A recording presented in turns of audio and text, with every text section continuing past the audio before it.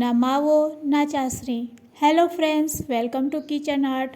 બરફી પેંડાને પણ તમે ભૂલી જશો જ્યારે બનાવશો ઘરે આ મીઠાઈ.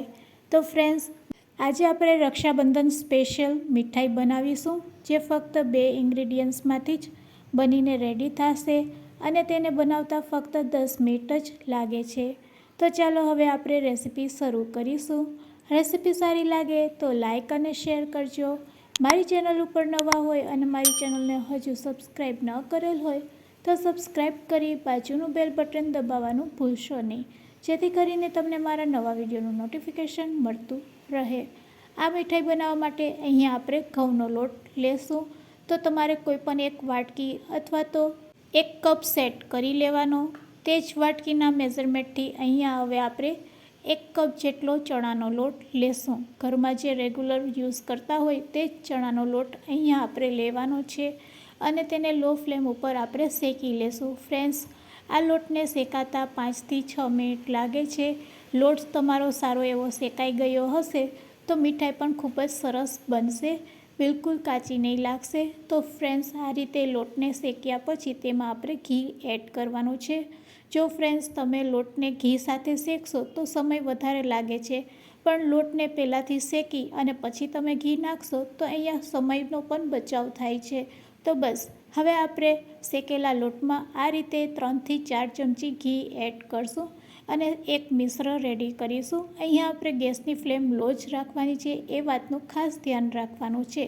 તો આ રીતે એક પછી એક ચમચી આપણે એડ કરતા જઈશું, જેથી કરીને ઘી આપણું વધારે ન પડી જાય. તો અહીંયા મેં ટોટલ 4 ચમચી ઘીનો ઉપયોગ કરેલો છે અને જેમ જેમ તમે ઘી એડ કરતા જશો તેમ તેમ અહીંયા આપણું મિશ્ર છે એ કંઈક આ પ્રકારનું રેડી થઈ જશે. તો ફ્રેન્ડ્સ, ટોટલ 4 ચમચી નાખ્યા પછી હવે તમે જોઈ શકો છો લોટ અને ઘી છે એ એકબીજા સાથે સારી રીતે મિક્સ થઈ ગયું છે. બસ એટલું જ અહીંયા આપણે ઘીનો ઉપયોગ કરવાનો છે. ઘી નાખ્યા પછી ફરીથી તમારે તેને થોડીક વાર માટે શેકવાનો છે, જેથી કરીને લોટ સાથે ઘી સારી રીતે મિક્સ થઈ જશે અને ઘી લોટમાંથી છૂટું પડવા માંડશે. તો તમે જોઈ શકો છો આ રીતે ઘી છૂટું પડવા માંડશે જ્યારે તમે તેને શેકશો.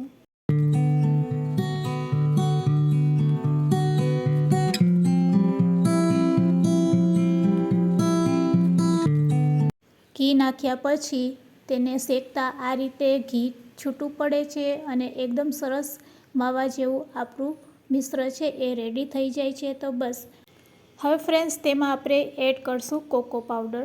જો તમારી પાસે કોકો પાવડર ન હોય તો તમે કોફી પણ એડ કરી શકો છો. તો મેં અત્યારે કોફી અડધી ચમચી લીધેલી છે. 1 ચમચી દૂધ સાથે તેને સારી રીતે મિક્સ કરી અને પછી બસ તેને આપણે આ રીતે પેનમાં એડ કરી દઈશું. હવે આપણે 2 ચમચી જેટલું દૂધ તેમાં એડ કરશું. અહીંયા આપણે એકસાથે દૂધ એડ કરવાનું નથી, આ રીતે 1 ચમચી જેટલું દૂધ એડ કરતા જઈશું અને આ રીતે મિશ્રણને હલાવતા જઈશું. તો ફ્રેન્ડ્સ, આ મીઠાઈ બનાવવા માટે અહીંયા ના તો આપણે મિલ્ક પાવડર વાપરશું ના તો માવો, ફક્ત દૂધથી આ રીતે આપણે મિશ્ર રેડી કરીશું.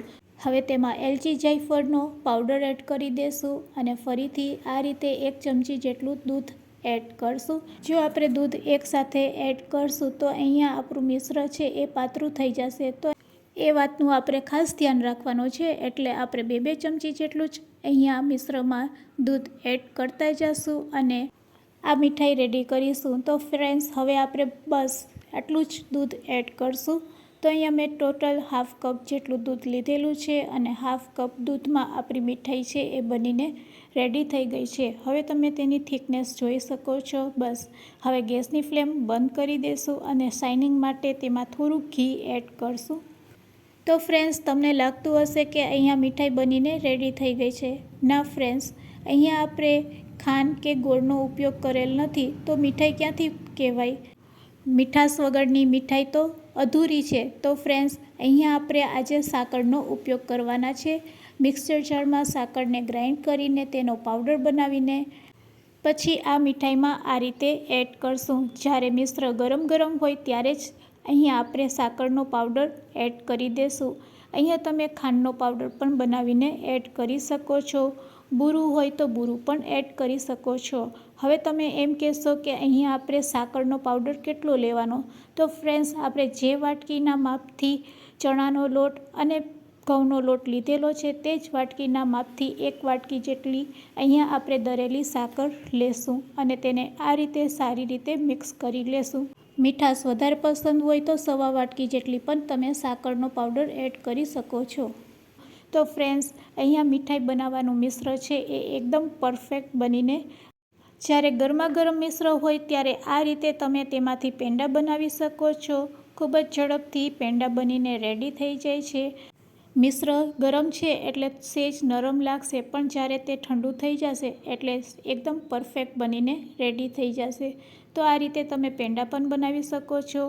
અને જો તમારે પેંડા ન બનાવવા હોય તો તમે તેની બરફી પણ બનાવી શકો છો. તો બસ પ્લેટને આપણે તેલથી ગ્રીસ કરી લેશું અને રેડી કરેલા મિશ્રને તેમાં એડ કરી દેશું અને બસ તેને સેટ કરવા માટે અહીંયા આપણે નાની વાટકી લેશું, તેને તેલથી ગ્રીસ કરી લેશું અને બસ રેડી કરેલા મિશ્ર ઉપર આ રીતે ટેપ કરીશું એટલે એકદમ સરસ શેપ આપી શકાશે.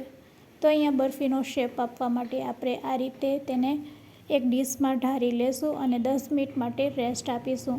અહીંયા તમે કાજુ બદામનો પણ ઉપયોગ કરી શકો છો. છીણેલું કાજુ અને બદામના ટુકડાને આ રીતે તેના ઉપર સેટ કર્યા પછી તેને હવે આપણે 10 મિનિટ માટે રેસ્ટ આપીશું અને 10 મિનિટ પછી હવે તેમાં આપણે ચાકુથી આ રીતે કટ લગાડશું. તો ફ્રેન્ડ્સ, આ રીતે તમે પણ બરફી બનાવી શકો છો. તો અહીંયા આપણી બરફી પણ રેડી છે સર્વ કરવા માટે. તો ફ્રેન્ડ્સ, આજની આ રેસીપી તમને કેવી લાગી તે મને કમેન્ટ્સમાં જરૂરથી કહેજો અને યુઝફુલ લાગી હોય તો તમારા ફ્રેન્ડ્સ, મિત્ર અને ગ્રુપમાં શેર કરવાનું ભૂલશો નહીં. Thanks for watching. ફરી મળીશું એક નવી રેસીપી સાથે.